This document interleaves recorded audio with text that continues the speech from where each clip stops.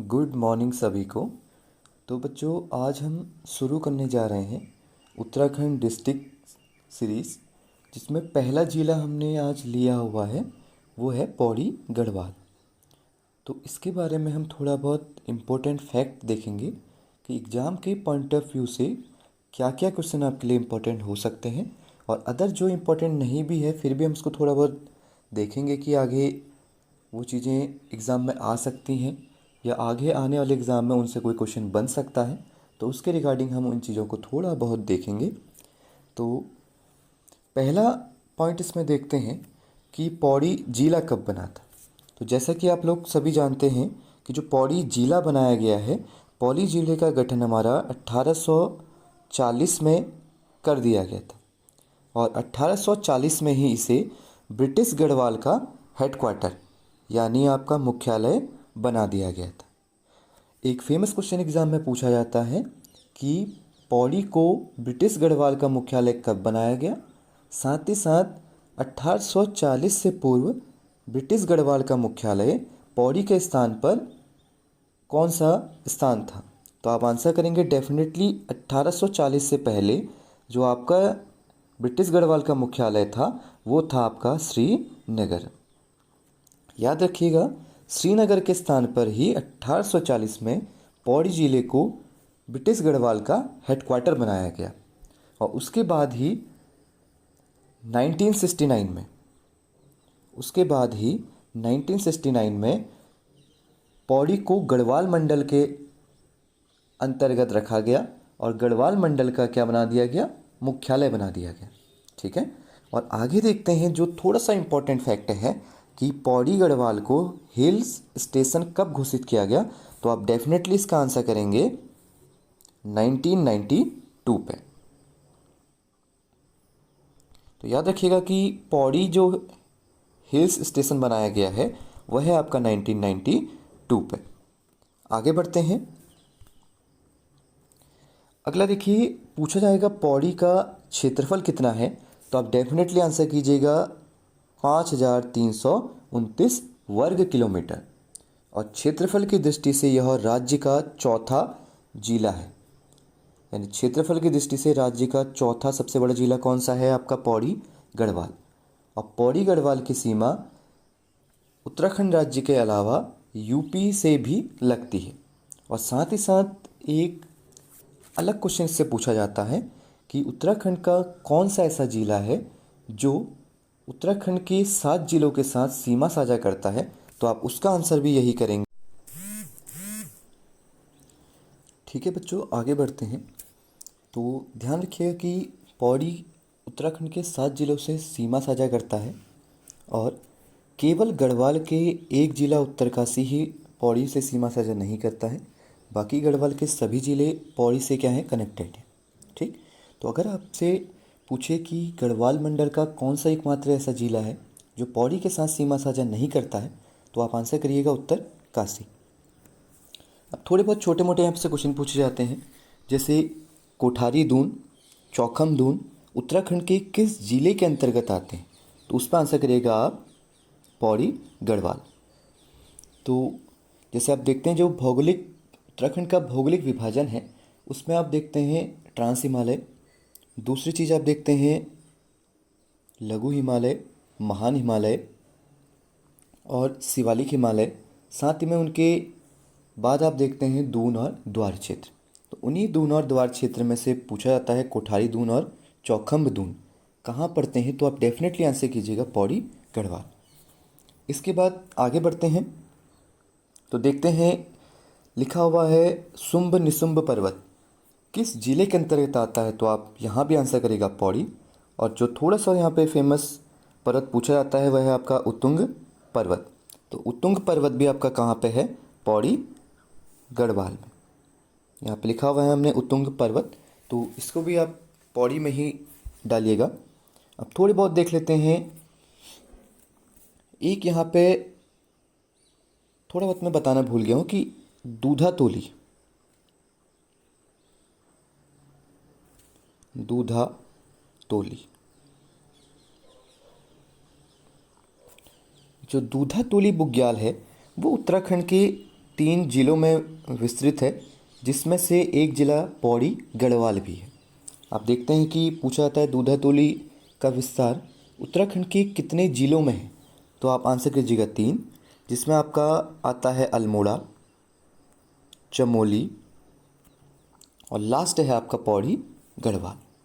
तो अगर आपसे पूछे कि दूधातोली का विस्तार निम्नलिखित में से किस जिले में नहीं है, तो आप देखिएगा कि पौड़ी, अल्मोड़ा, चमोली, इसके अलावा जो भी वहाँ पे चौथा ऑप्शन दिया हुआ है वही उसका क्या होगा, आंसर होगा। अब आगे चलते हैं आपके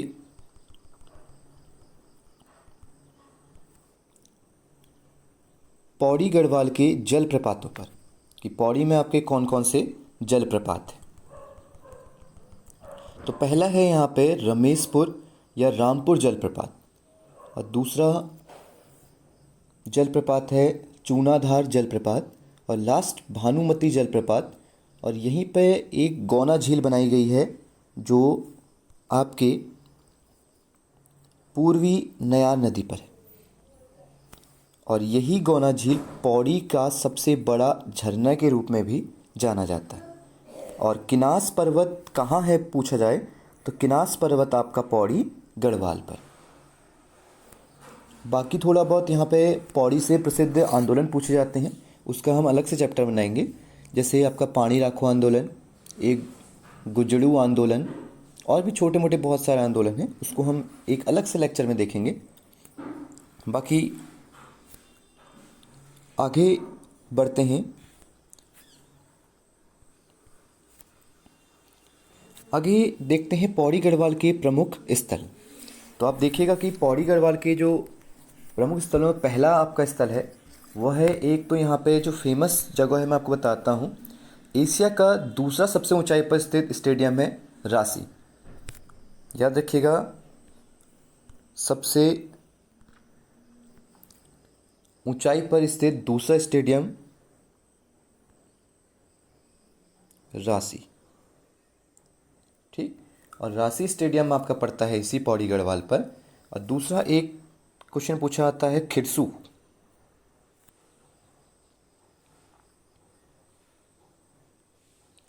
खिरसू पर्यटन स्थल कहाँ स्थित है, तो इसका आंसर भी करिएगा पौड़ी गढ़वाल में। और इसे ही प्रदूषण मुक्त शांत पर्यटन स्थल का दर्जा भी दिया गया हुआ है। अब आगे बढ़ते हैं। आगे जो पहला यहाँ पे स्थल देखना है या आपका प्लेस देखना है वह है दुगद्दा। दुगद्दा काफ़ी फेमस है चंद्रशेखर आज़ाद के कारण, क्योंकि चंद्रशेखर आज़ाद ने दुगद्दा में ही बंदूक चलाने का प्रशिक्षण लिया था, और भवानी सिंह रावत के साथ ये क्या है उत्तराखंड पे यहाँ पे आए हुए थे। तो थोड़ा बहुत इसका परिचय देख लेते हैं।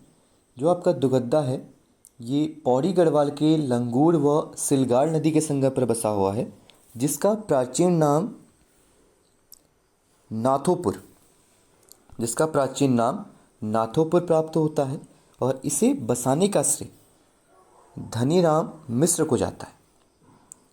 याद रखिएगा, दुगद्दा शहर की स्थापना पूछे या इसको बसाने का श्रेय पूछे तो आप डेफिनेटली आंसर करिएगा धनीराम मिश्र को, ना कि भवानी सिंह रावत को, क्योंकि भवानी सिंह रावत और धनीराम दोनों ही इम्पोर्टेंट पर्सनैलिटी हैं दुगद्दा के लिए।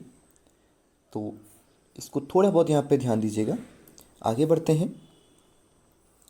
जवाहरलाल नेहरू दुगद्दा पे 2 बार आए थे। फर्स्ट टाइम आते हैं 1930 और दूसरे बार आते हैं 1945 में। तो अगर आपसे पूछे जवाहरलाल नेहरू पौड़ी दुगद्दा क्षेत्र पर कितने बार आए हुए थे, तो आप डेफिनेटली आंसर कीजिएगा 2 बार, 1930 और 1945। और एक यहाँ पे नाम आता है उत्तराखंड के इतिहास के कंटेस्ट में शिव प्रसाद डबराल, जिन्हें आप इंसाइक्लोपीडिया ऑफ उत्तराखंड के नाम से भी जानते हैं, जिन्होंने काफ़ी ज़्यादा उत्तराखंड में खोजें की हैं। इतिहास में इनका काफ़ी ज़्यादा रोल रहा हुआ है। ये इतिहासकार के साथ साथ क्या है, साहित्यकार के रूप में भी उत्तराखंड में जाने जाते हैं। अब इनका क्वेश्चन बनता है पौड़ी से कनेक्टेड कि शिव प्रसाद डबराल का साधना स्थल उत्तराखंड में किस जिले को माना जाता है। तो याद रखिएगा, शिव प्रसाद डबराल का साधना स्थल उत्तराखंड के दुगद्दा क्षेत्र को ही माना जाता है। बाकी गढ़वाल में कुली बेगार आंदोलन डोलापाल के आंदोलन, स्वराज प्राप्ति की हेतु जो भी आंदोलन किए गए हैं या चेतना जागृत की गई है, वो उसका केंद्र बिंदु दुगड्डा ही क्षेत्र को माना जाता है। और याद रखिएगा, बोला जाता है कि 1930 के समथिंग ही भवानी सिंह रावत के साथ साथ चंद्रशेखर आज़ाद दुगड्डा क्षेत्र में आए थे, और 1930 में यहीं पर कुछ समय वो छिपे हुए थे। आगे चलते हैं। एक आता है दुगड्डा में शहीद मेला।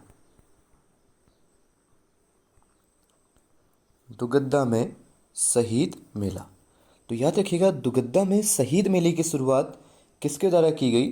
तो इसका डेफिनेटली आप आंसर करिएगा भवानी सिंह रावत। भवानी सिंह रावत के द्वारा ही दुगड्डा में शहीद मेले की शुरुआत की गई है।